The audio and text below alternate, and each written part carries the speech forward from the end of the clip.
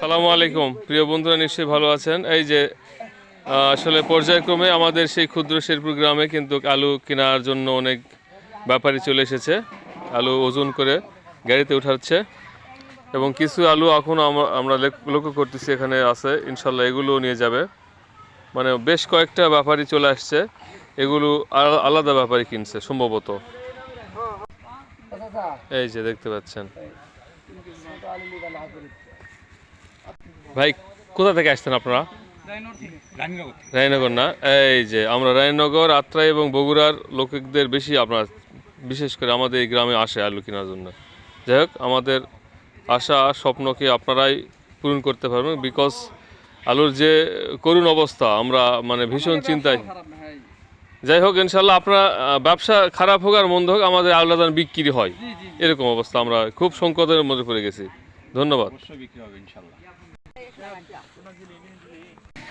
ইনশাল্লাহ গতকাল থেকে শুরু হয়ে গেছে আমাদের গ্রামে ব্যাপারীরা আসার। তো যাই হোক, আমরা ভীষণভাবে খুশি, যেহেতু অনেক চিন্তা করছিলাম যে আসলে এবারে আলু বিক্রি হবে কিনা।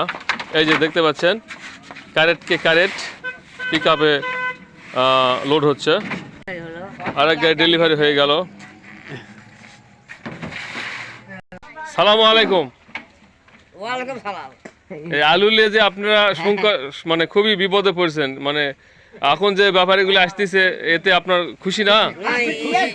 এখন আর কোনো অসুবিধা নাই বাপু, ব্যাপারী অপর্যাপ্ত ব্যাপারী চলে আসতেছে। আচ্ছা, গাড়ি এখানে 12-14টা গাড়ি দাঁড়ায় আছে, আচ্ছা, তুলে আনতেছে কৃষকেরা, কিন্তু ধোয়া কোনো হয়নি। এই কিছুক্ষণ গাড়িতে উঠায় ডেলিভারি করবো। আচ্ছা ভাই, এই আলুগুলো কোথায় যাবে? বগুড়া না? এই যে আমি কিন্তু বেশ কয়েকটা ভিডিওতে বলছিলাম যে বগুড়া, আত্রাই, রায়নগরের ব্যাপারীরা যখন ইনশাল্লাহ আমাদের এলাকাতে আসবে, তখন ইনশাল্লাহ আলুর আমাদের কেনা বেচাটা সহজ হবে।